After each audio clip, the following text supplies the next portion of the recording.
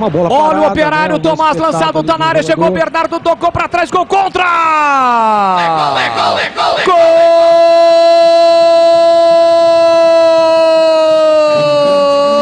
Gol do Operário!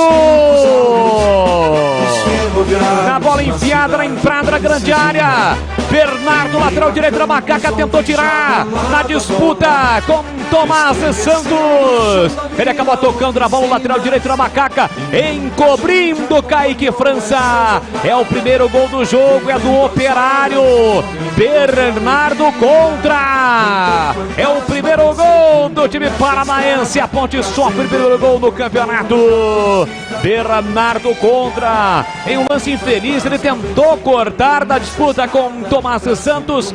Tocou na bola, mas a bola acabou encobrindo o goleiro Kaique França. 26 minutos, primeiro tempo, tá registrado em Ponta Grossa. Bernardo contra. 1 pro Operário, 0 pra Macaca. E o detalhe do gol em CH. Ele tentou, ele fez um golaço contra, né?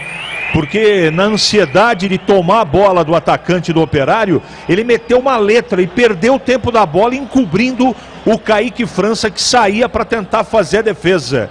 Gol contra, num momento difícil da Ponte na partida, mas eu quero dizer o seguinte: tudo começou com mais uma bola perdida desse meio campo da Ponte, que está errando muitos passes. Operário na frente, 1 a 0.